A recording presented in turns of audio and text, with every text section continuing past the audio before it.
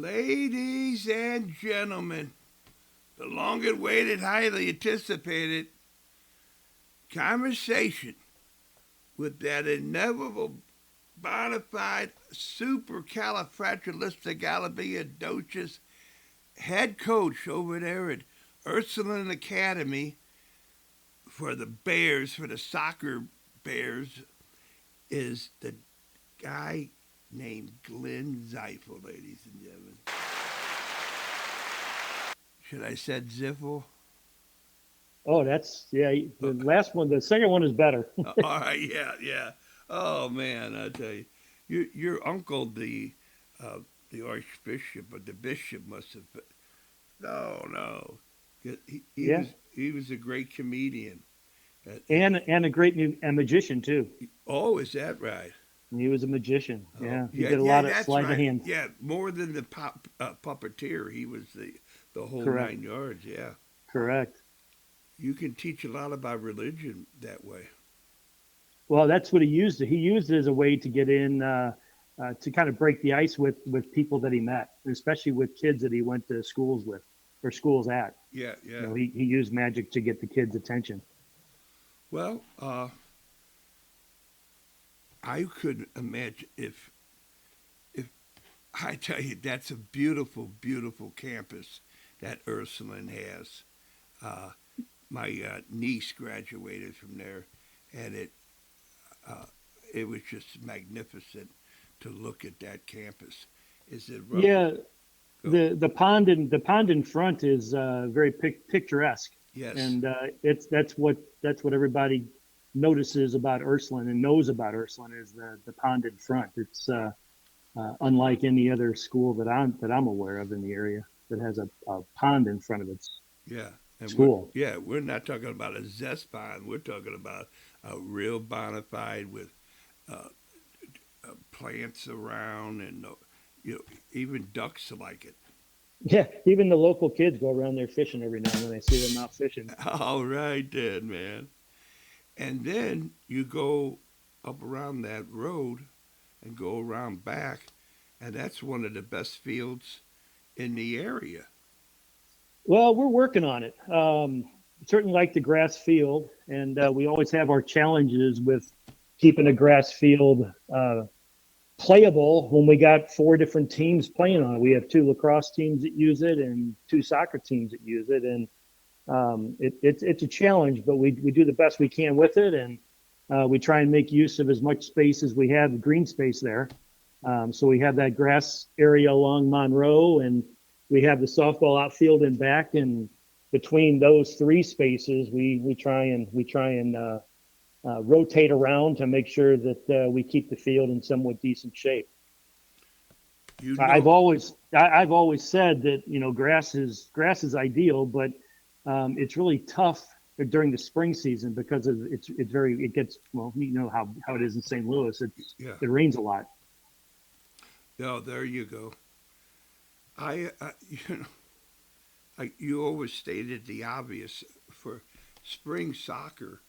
It was always because of school and uh, extracurricular activities going around the school area. But I Mhm. didn't even think of spring showers, for God's sakes. Yeah, I mean it's tough. The fields they've done a better job with the field this year. We had an issue with a lot of the grass. A lot of the Bermuda was killed off last year because of the ice that was on it for a long period of time.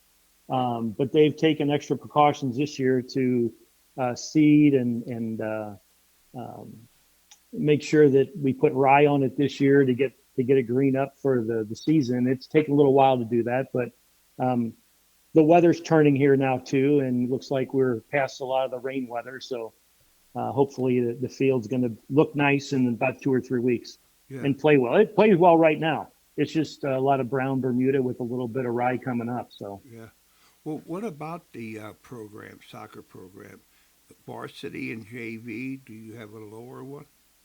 yeah, we just have two teams. We have a JV team and a varsity team. We're always looking to add a freshman team, but the issue I always have, that the school's always had in the past 5 years, 6 years that I've been part of the program is, we have a lot of interest early on in freshmen coming out.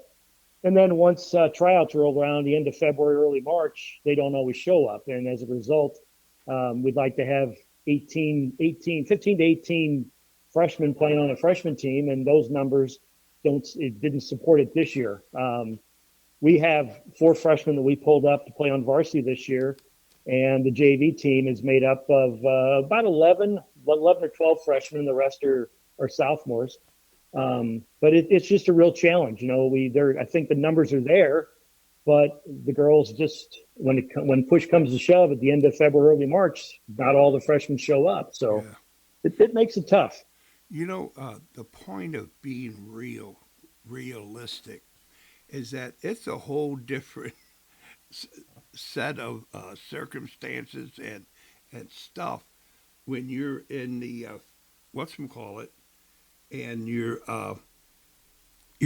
brand new in high school. It's a big change.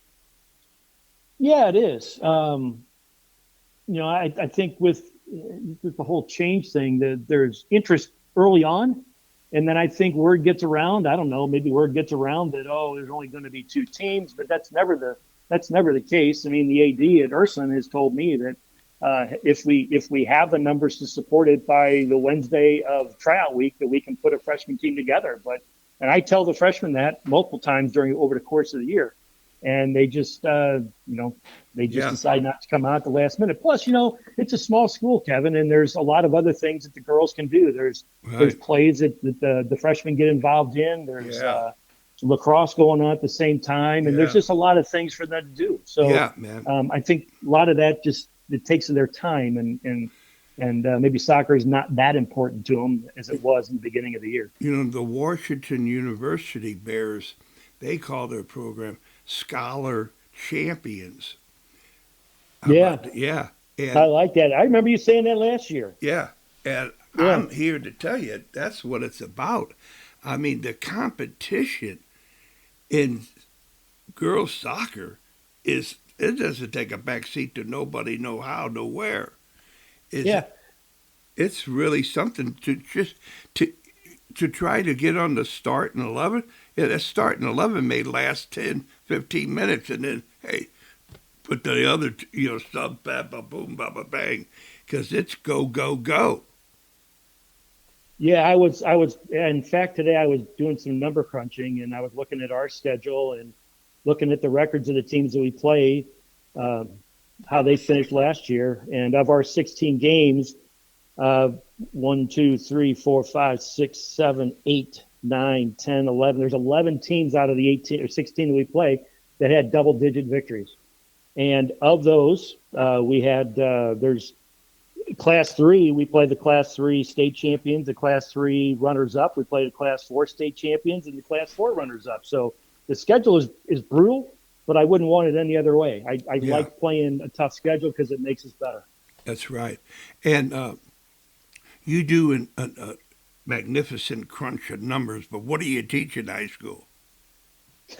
Well, it's Ursuline is all about sisterhood. So the winning is important, but it's more about paying attention to the girls and making sure that their mental health, which is a big thing now. They're all doing well mentally as well. So yes. That's a big part of it. Winning's nice, but the other part is I want them to have fun. They got to have fun doing it. Oh, absolutely. And I'm sorry, Glenn, we haven't talked to so much because everything I say is upside down. Is that you did the numbers, you calculated and figured it up really good. So what do you teach in high school? Oh, what do I teach? Oh, I'm a business teacher. I am the sole business teacher at Ursuline. Yeah. And I teach 6 different classes over the course of 2 years. So I would go this, that you are in the business to make a scholar champion. And it's not about the W's and the L's. It's about the team really, and people that look at the team say, man, that's a championship caliber team, because it's like an honors class, man. Is that you play in that type of league, and the school, you want your grades. So when you go to the next level, to college, wherever you go, you're going to be able to handle the workload and play up. Oh, sure. And that's a big part of what we do too. Yeah, grades are important. They're students first and they're champions second. So scholar champions is totally correct. They're not champions first. They're scholars first. Right. And they tried telling the whale that back in the 70s, and I could only go 5 years. If they would have gave me that fifth year, I would have been there. So here it goes. The little bit of the numbers that I did, the St. Louis best 11, they got you at the number 18, and the story goes is that there's only 45. Well, there's more than 45, 50, but only recognized as a team of competition. 45 teams, man, and nobody's giving it away. I mean, you got to earn it, you know, Yeah. and that's what I've always liked about Ursuline. Great looking unis and that sisterhood mentality that Hmm. if you don't have mental health, it shows, and it's brutal, and it's almost like, hey, forget about playing soccer, just forget about it. Right. We really gotta sit down as a family to get our minds right here. We got disconnect going around. Yeah, it's as a coach and the coaching staff, we all work together trying to make sure we have that balance between playing competitively and then also making it light enough to where they can cut loose a little bit too. I think that's really important. So, yeah, the mental health is a big part, but at the same point, we want them to be competitive. That's my big thing is let's be competitive. Doesn't matter about wins or losses, but if we play our best, we'll be competitive, and that's a win for us. That's right. That's right. And that just gets you back in. That gets you and another upstairs for the Whale Certified Hall of Fame. There, Glenn. Nice going. Because Thanks, Will. I don't know if you've been following Whale Certified, but we're all about the mental health awareness around here, Yeah. and that it's not all giggly and it's real. I mean, you could see it in my eyes. You could feel it in my aura, Hmm. my atmosphere. Hey, I am enjoying this, and if I'm not, you'll know. You'll be the first one to know. So that's the beautiful thing about being a student, uh, a Scholar scholar. champion, right? Yes, a Yeah. scholar champ Absolutely. is that you have the art and science of communication. Hmm. You know body language. Yeah, you got to get to know each of the girls, not just from a soccer standpoint, but from a personal standpoint. And one of the things that makes it a little bit easier for me is I teach there, so I see the girls on almost a daily basis, whether they're in my classes or seeing them in the halls. So I get to see what's going on a day-to-day basis, and it's really neat being able to be on campus during the day to be able to see that and to just intermingle with them and talk with them. Yeah, they don't run from you or hide from you, huh? Right, right. Not Yeah. yet. Well, there you go. Yeah, back in my don't go down that hall, go around and up around. Okay. Although some of my students probably would say that, but All I don't right. think any of the athletes would say that. Yeah. And so there you go. You know the layout for the first 30 days of the season. Hmm. And I suggest, correct me if I'm wrong, that your players, they basically know the first 30 days, right? Yeah, they do. They know what the schedule is, but they also know where we want to go, and they all have the same goals in mind as a team. And it's just a matter of being able to accomplish those smaller goals to get to the big goal. Yeah. because they're okay. You're 30-0, or however many games. Right. It doesn't matter to the end of the season. It's nice, but you calculate that. You want to have that progression of excellence. You just want to be consistent in your way. And if something happens, hey man, it's all right. I adjusted it. Yeah. I calculated it in the adjustment for that. Well, and that's one of the things too. It's like I said, it's not about the wins and losses, but for us, it's are we making improvement on a day-to-day basis? And if we're making improvement on a day-to-day basis, we will be playing our best soccer at the end of the year, and that's all that we ask the girls to do Yeah. is to put the commitment in early on and during the season, and to be just a little bit better every day. I think that's the big thing. One of the things that I've instituted this year is I've really worked on mindset, and the theme of this week really is to make it count every rep every time. Pay attention to little things, and if you do that, it'll make the big things easier, which is part of making it count every rep every time. So we introduce a new theme every week, and the theme this week is just that. So I think the girls are buying into it, and we'll see how that plays out the rest of the year. I realized when I did that, I gained stamina. It wasn't like I was just exhausted. No, I fed on it. It really, and I could do all kinds of different things besides. Well, I think the difference there though is that it's you're motivating yourself. You're not waiting for someone else to motivate you. And if you buy into it, that's an internal motivator for you, which makes you a better individual, makes you a better player because you want to get better. I think, and that's why I'm trying something new this year, just to see how it works with the girls. Yeah, I like it. And just, I have a 6-year-old granddaughter, so I got to prepare myself for spring season, high school season.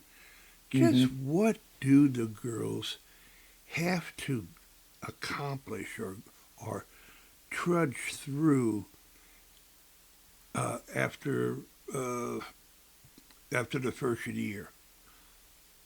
In terms of school, or in terms of soccer, or everything? No, Because everything. they're trying to balance. They're trying to Yes. balance everything. Oh, They're trying everything. To balance, It's everything. they're trying to balance academics. They're trying to balance their social life, and juniors and seniors are starting to work, so they're trying to balance their work schedule. And there's just a lot going on, and the sports side of things too. That's why I say you got to pay attention to each individual girl, each individual player, and give them the space they need when they need it, and just be there for them when they need it. That's all. Yeah, that mental health day, you got to go to work and the boss is giving you problems. Hey, you'll find some kind of technique to help you with that.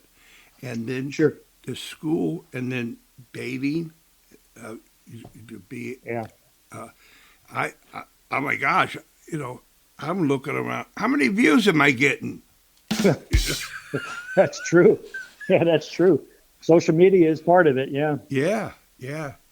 And then driving. Oh my gosh. Yeah. So there's all kinds of stuff going around. And then, wow, you got to, personal hygiene, and then you got to do your homework, and you got to just feel as if you're okay because you got to do it the next morning. Right. Yeah, it's a lot. It's a lot for them, and that's why I just think it's really important for us to be available for them as coaches, and to have kind of like an open door policy, so they can, and them feeling comfortable enough to share some of what they're going through. And we have a check-in once a week with the girls. Hey, how you doing? What's going on? Any issues? Things like that. So we've done that. So we'll see how that works as well. Yeah. So proactive. Yeah. Because you give it all kinds of you do this but are you actually doing it? Yeah. Correct. When you see something, you got to say something, man. Correct. Yeah. And that's a beautiful thing. And that's to me, I believe that's going to be just every day, every sport, mental health awareness. it's not, you know, just goofy business. You're not up to snuff. No, just a little something that will help you for a long, long time. Correct. And that's where coaches play a big part, and teachers as well. But coaches for the most part, because they see them at a different. I guess the word I'm looking for, a different element. They're in a different element. There you go. So, if you have somebody that's looking for a business venture, you tell them, hey, Whale Certified can help you out to be able, Absolutely. yeah, to take it to the next level. They get 25% of everything that the whale accomplishes, and Okay. yeah, and I'll put it out. I'll travel and or email anybody to say, hey, they really helped me out, So because that little bit of a business, I mean, almost, you work, right? Well, hey, start up a little bit business. So hmm with hmm you or your teammates, and you have because you're the business guy, man, and I Right. and I'm telling you, this is only an audio, but if you would see you would smell money. And, how's the kids? Kids are doing well. One's the older one. Rachel is getting married next year, so we're starting to do some wedding plans with her. And my youngest, Kelly, she's all finished with school and has a nice job at MSD and has moved out too. So Joanne and I are kind of like empty nesters right now. Right. So give my best and give a big hug to the missus for me. I'll So do that. you got 5 minutes left for me? Yeah, I got 5. Yep. Okay. So you're back in the Champions League, and hmm it's all just a roll of the dice. hmm How, I mean, there is no easy pool, and so you're in that pool. Have you felt that since you this last year and this you've been in the Champions League, that competition is something that, wow, okay, we have accomplished something to get here. Now let's finish it to help out the ones that come behind us. And Yeah, absolutely. First of all, it's an honor to be in it. It's one of 16 teams in the St. Louis, I guess it's the Mississippi side of the St. Louis area, right, and yeah, it's all tough. Each of those 4 pools is very difficult. In fact, we've got St. Joe's and Nearings who are also in our conference, and then we got Ladue, and Ladue had a really good year last year too. oh So yeah, there, there's not a slouch game in that bunch. They're all top quality teams, and absolutely, we're just excited to be able to be one of those 16 teams and be able to play against some really good competition, whether it's in our conference or not in our conference. yeah. And that's why it's called the Champions League, because you got to be about something that you got to qualify. Right, And right. so all this stuff, you talk about what you're going through right now this week about, hey, you know, each moment does mean something. Yeah, And if you're prepared, you have you got like a bank account where you have a lot of moments. And when I'm not feeling a moment, I could take one out and maybe put 2 back in later on, you know. yeah, But yeah. but go. And we've got a young team. We graduated 7 seniors last year, and we've got 19 rostered players this year so far. And if we need to pull any, we can pull from JV. But of those 19 players, only 11 have or 7 only have real varsity experience. There's 11 that have experience, but 7 of those have extensive varsity experience. So we have a good nucleus, but it's how the freshmen fit in and how the players that weren't on the varsity team last year, how they all fit together. So Yeah, we're a young team, but we're going to be hungry and we're going to be competitive. That's for sure. Well, they haven't developed any bad habits, you know. Yeah, Yeah, that's true. yeah. And That's true. my hat's off to you. I got goosebumps when you mentioned that because, I mean, really, the sky is the limit with with this team. Yeah, yeah, and that's why I think trying to play this whole mindset thing or to give them themes each week. If we can get buy-in with that, I think it'll help the younger kids. We've got what we have. We got 4 freshmen and 8 sophomores on the team, so we got 12 underclassmen that are on the team, and it's. I just think that the mindset piece is going to be really important for them. All right, last question. Any Yep. new uniforms? No, I think next year are going to be the new unis. We're on a cycle, so I think this is the last year of the uniforms that we have, just the red and the whites. And the AD has said something about maybe next year, since we're due for new uniforms next year, so that'd be 2027. Yeah, 2027. So we'll make do with what we got again this year, which are nice uniforms, and we'll take a look at the end of the year what we got going on for 2027 then. Yeah. You know, I noticed. You know, we played this spring and the weather, but do they have some like cool seersucker sweat tops or something? I always miss teams, you know, they're coming out with the sweatsuits or the sweat, and they take it, oh, and there's the uniform, baby, you know, to the last minute, you know. It's kind of like the thrill, the pageantry of the game. We don't. That's one thing that I posed to the team last year if they wanted some kind of a sweat top, a jacket or something like that, and they all said no, no, no. And I asked, what about a bag? And they go, no, no, no, we don't want a bag. But what we do have is we have training tops. So we have 3 different colored training tops. So we try and use those. We'll use those as the color for that day when we play. So they'll all be in the same color. So it Yeah. won't always be red or white. All right then. Okay.